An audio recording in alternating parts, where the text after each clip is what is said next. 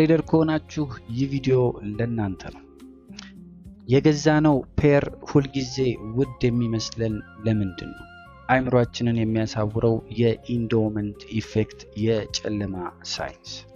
እዚህ ዛሬ አብዛኛዎቻችን በውስጣችን የምናውቀውን ግን ለማመን የሚከብድንን አንድ አስገራሚ የአእምሮ መታወር ወይም ኢሉዥን እንነጋገርበት።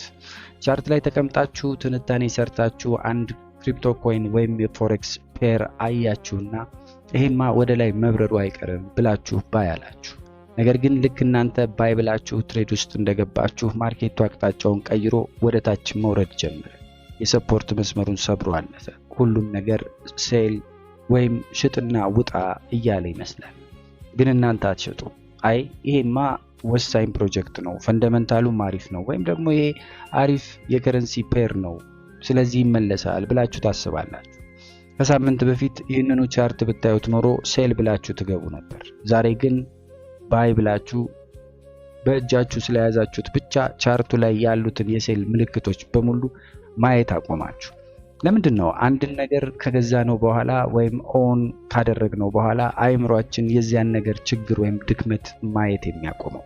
ዛሬ በኒውሮ ሳይንስ ኢንዶመንት ኢፌክት ወይም የኔ ነው በሽታ ኮሬልጅድ በፈረንጆቹ አባባል ማይ ቤቢ ሲንድሮም እና አንከሪንግ ባያዝ የሚባሉትን እጅግ በጣም አደገኛ የአእምሮ ህጎች በጥልቀት እንመረምራለን። ወደ ሳይንሱ ስንገባ የሰው ልጅ አእምሮ አንድን ነገር የራሱ ካደረገ በኋላ የዚያን ነገር ዋጋ ወይም ቫልዩ በውሸት ያሳብጠዋል። ሳይንቲስቶች አንድ ጥናት አደረጉ። ለግማሽ ተማሪዎች ቆንጆ የቡና ኩባያ ወይም ማግ በነፃ ሰጧቸው። ከዚያም ይህንን ኩባያ ስንት ትሸጡታላችሁ ብለው ጠየቋቸው። ተማሪዎቹ $7 በታች አንሸጥም የሚል መልስ ሰጡ። ለሌላኛው ግማሽ ተማሪዎች ደግሞ ኩባያውን አላሳዩአቸው። ይህንን ኩባያ ስንት ትገዙታላችሁ ሲሏቸው $3 በላይ አንገዛም አሏቸው። የተሸፈነውን ኩባያ አያቸው አይደል? ኩባያው አንድ ነው። ነገር ግን ኩባያውን በእጃቸው የያዙትና የኔን ስለሆነ ብቻ ውድ መሆን አለበት ብለው አእምሯቸው የውሸት ዋጋ ሰጠው ማለት ነው። በትሬዲንግ ላይም የሚፈጠረው ይሄው ነው። አዲስ ኮይንን ወይም አንድ ፔርን ባይ ብላችሁ ስትገዙ አእምሯችሁ ከዛ ኮይን ጋር የስሜት ቁርኝት ወይም ኢሞሽናል አታችመንት ይፈጥራል።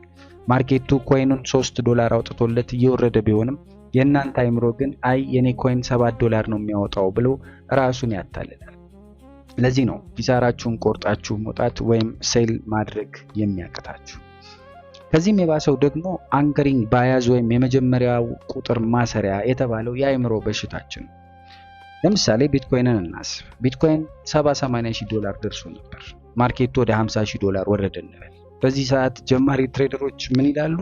ዋው ቢትኮይን በጣም ረከሰ፣ ዲስካውንት ሆነ፣ ቶሎ መግዛት አለብኝ ብለው ዘለው ይገባሉ።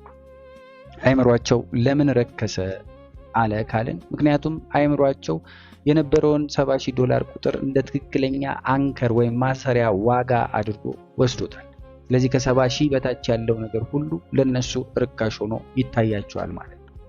እውነታው ግን ማርኬቱ ትላንት 70,000 ስለነበረ ዛሬ 50,000 ላይ ረከሰ ማለት አይደለም። 50,000 ላይ ሆኖ ገዢ ከሌለ አሁንም ውድ ነው፣ ወደ 20,000 ሊወርድ ይችላል። አእምሯችሁ አሮጌ ቁጥሮችን ወይም ፓስት ፕራይሶችን እንደ ማጣቀሻ ሲጠቀም ዛሬ ማርኬቱ እያሳየ ያለውን እውነተኛ ዳታ ወይም ፕራይስ አክሽን እንዳታነቡ ያሳውራችኋል። እናንተ ትሬዲንግ ላይ የምትከስሩት የትሬዲንግ እውቀት ስላነሳችሁ ነው ብዬ አላምንም። ችግራችሁ አእምሯችሁ የገዛውን ትሬድ እንደ ልጁ ቤቢ አድርጎ ስለሚያስብና ኪሳራውን ወይም ስህተቱን ማየት ስለሚጠላ ነው። ይህንን የኢንዶመንት ኢፌክት ወይም የኔ ነው በሽታ አክማችሁ ማርኬቱን ያለምንም ስሜታዊ ቁርኝት ዲታችድ ሆናችሁ እንደ ሮቦት ማንበብ የምትችሉ ፕሮፌሽናል ትሬደሮች መሆን ከፈለጋችሁ የአንድ ወር የትሬዲንግ ሳይኮሎጂ ማስተር ክላስ የአካዳሚ ኮርሳችንን አሁኑኑ ተቀላቀሉ። በዚሁ አካዳሚያችን ላለፉት 6 ወራት በነፃ ስናገለግል የቆየንበትን ይህንን የአንድ ወር ማዕቀፍ አሁን በፕሪሚየም ደረጃ ወደ ዋጋ እሳቤ ውስጥ በመግባቱ አማካኝነት ለእናንተ የተዘጋጀውን ልዩ የ50% ቅናሽ በ1999 ብር ብቻ ማግኘት ይችላሉ። ባዮ ላይ ባለው የቴሌግራም ሊንካችን ምዝገባችሁን አድርጉ። እንግዲህ ይህንን የአእምሮ መታወር እንዴት እናክመዋለን ካልን እንደሌላው ጊዜ ሁሉ አሁንም አንድ ሐሳብን አቅርበን እንወጣለን። የመጀመሪያው the strangers chart የሚለው ቴስት ነው።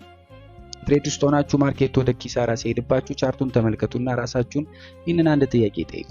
እኔ አሁን ትሬድ ውስጥ ባልሆን ኖሮ አሁን ማርኬቱ ባለበት ቦታ ላይ ባይ እል ነበር ወይ ብላችሁ ጠይቁ። መልሳችሁ አረ በጭራሽ ይሄማ ወደ ታች አቅጣጫ ቀይሯል ከሆነ ወዲያውኑ ትሬዱን ዝጉት ማለት ነው። ምክንያቱም አሁን ኪሳራውን አቅፋችሁ የተቀመጣችሁት ማርኬቱን አምናችሁበት ሳይሆን የኔ ነው በሚለው ኢንዶመንት ኢፌክት በሽታ ታውራችሁ።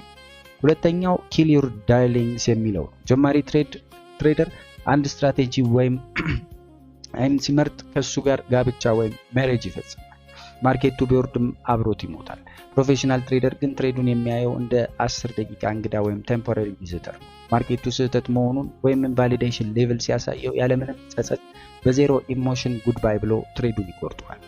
ሁሌም ማስታወስ የሚኖርባችሁ ቻርት ላይ ታማኝነት ወይም ሎያሊቲ የሚባል ነገር የለም። ታማኝ መሆን ያለባችሁ ለሪስክ ማኔጅመንታችሁና ለህጋችሁ ብቻና ብቻ ነው። ሁሌም ማስታወስ ያለባችሁ አንድን ወይም ትሬድ የገዛችሁት እናንተ ስለሆናችሁ ብቻ ማርኬቱ ቫልዩ አይጨምርለትም። ማርኬቱ የእናንተን ስሜት አያውቀው። ማርኬቱ የሚያውቀው የአሁኑን ዳታ ከረንት ኦርደር ፍሎ ብቻ ነው። እስቲ በአቀኝነት ንገሩንና የሆነ አንድ ፔር ገዝታችሁ ወይም ሆልድ አድርጋችሁ ማርኬቱ ወደ ታች ሲወርድ አይ ፕሮጀክቱ አሪፍ ነው ይመለሳል ብላችሁ ኪሳራን አቅፋችሁ ወይም ባክ ሆልደር ሆናችሁ ታውቃላችሁ? በዛን ሰዓት አይምሯችሁ እውነታውን እንደደበቀባችሁስ አውቃችኋል ወይም ታስታውሳላችሁ? ሐሳባችሁን በኮሜንት በኩል አጋሩን። እውነቱ የምናቀርባቸውን ቪዲዮዎች ላይክ፣ ሼር እና ኮሜንት በማድረግ ደግሞ ሌሎች ጋር እንዲዳረስም ቤተሰባዊ ኃላፊነታችሁን ተወጡ ለማለት ወደድኩ። በያላችሁበት ሰላማችሁ ይብዛ። ሰላም።